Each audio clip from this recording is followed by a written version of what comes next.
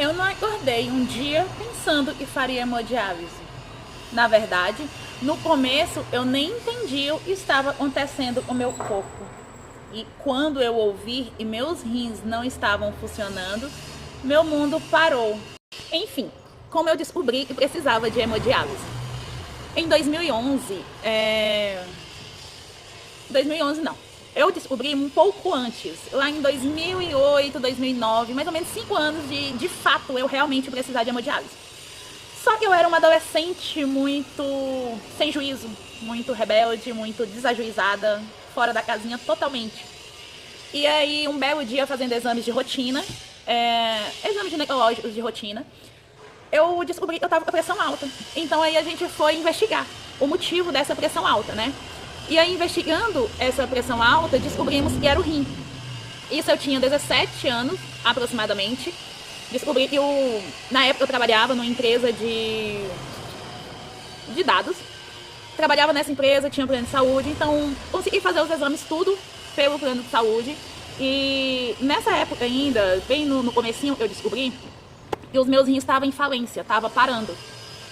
A médica que me atendeu, né, que me deu essa notícia, ela disse que se eu não cuidasse, com 25 anos eu estaria morta.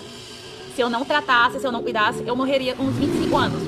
E aí foi quando eu descobri, né, que tava sim com problema renal. Mas bora lá. Como eu falei, eu era uma adolescente muito rebelde, muito sem juízo. Totalmente sem juízo. Então, eu acabei saindo dessa empresa e perdi o plano de saúde. Quando perdi o plano de saúde, dificultou um pouco mais, porque eu perdi a sequência médica, né? E aí, gente, bebia cachaça, bebia bebidas alcoólicas, tudo tal. E acabei perdendo a sequência, acompanhamento médico nessa época. E aí eu fiquei 5 anos sem nem lembrar, vivendo vida normal, sem lembrar de rim, sem lembrar de problema nenhum de saúde que eu tinha. Eu já bebia remédio de pressão nessa época, mas bebia hoje, ficava 5, 10 dias sem beber, enfim, totalmente irresponsável completamente. E aí um belo dia, depois arrumei um trabalho na empresa de engenharia e tava viajando, né, fora, tava em Rondônia, se eu não estiver errada na época. E aí um belo dia, eu acordei muito inchada, minhas vistas não tava legal, vamos supor, se eu olhasse reto aqui, vamos supor, eu tô olhando o rosto de uma pessoa, se eu olhasse pro rosto dessa pessoa, eu não enxergava olho, nariz e boca. Eu sabia que tinha um rosto ali, mas eu não conseguia definir nada. Então, aí em 2011 eu comecei a inchar, fiquei muito inchada, a visão começou a dar problema. E aí eu fiquei muito assustada. O meu assustado maior não foi nem o inchaço, nem o passar mal, vomitar, não. O meu problema era a visão. Era o fato de eu estar perdendo a visão e me deixou desesperada, me deixou sem chão ali, totalmente pirada.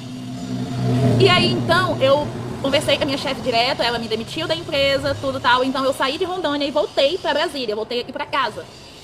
E aí, quando eu voltei já pesquisando, né, fui oftalmologista, e eu fui em um oftalmologista, o oftalmologista iria me passar um óculos.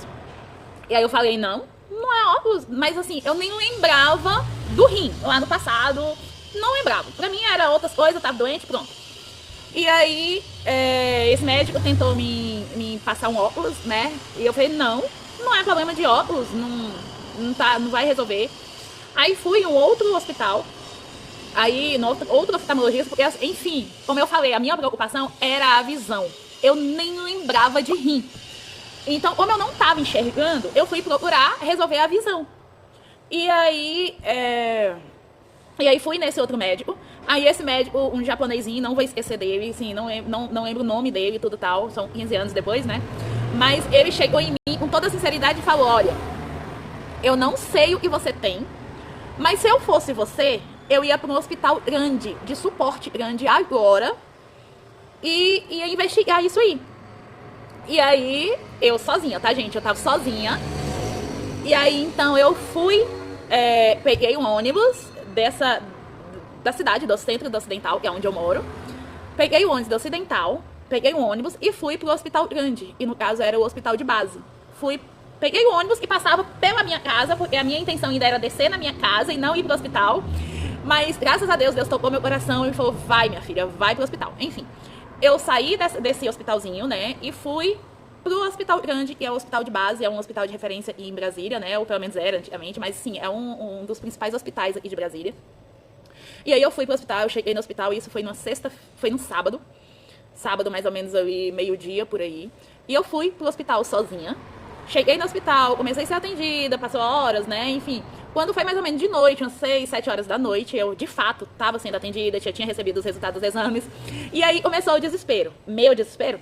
Não. Começou o desespero da médica que me atendeu, porque era uma médica residente. Então era uma médica nova, né?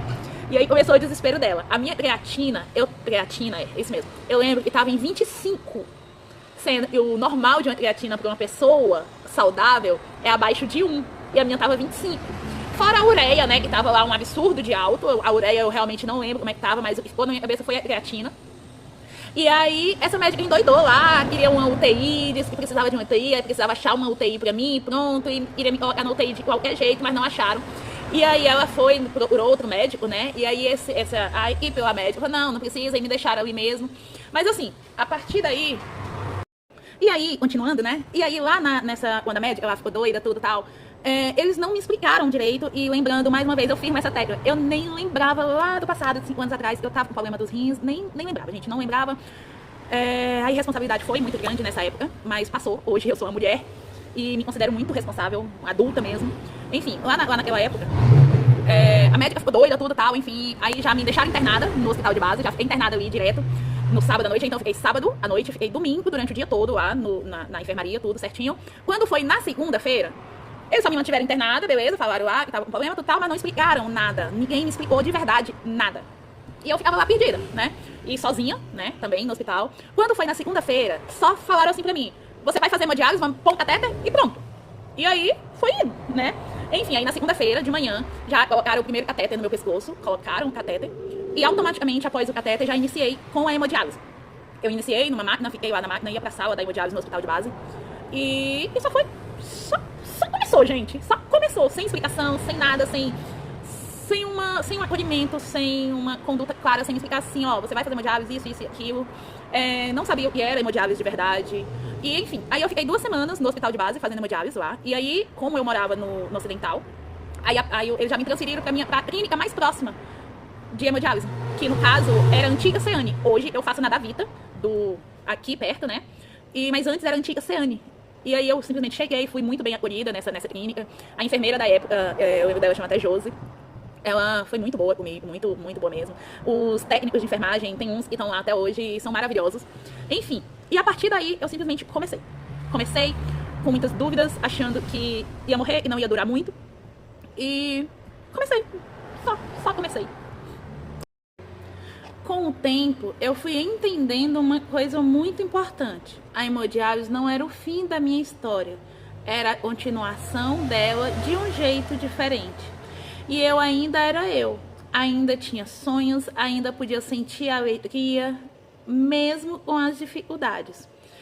Se você está no começo da hemodiálise ou acabou de descobrir um problema nos rins, eu sei o tamanho do medo que está aí dentro, mas respira. Calma, você não está sozinha. Dá medo, dá vontade de desistir às vezes, mas dá para aprender a viver de novo. Se você quer que eu conte como foram as minhas primeiras sessões de hemodiálise, comenta aqui e se inscreve no canal para acompanhar essa jornada comigo, Paula Rodrigues, no canal Muito Além da Máquina. Vem e vamos acompanhar o dia a dia de uma renal crônica em tratamento de hemodiálise.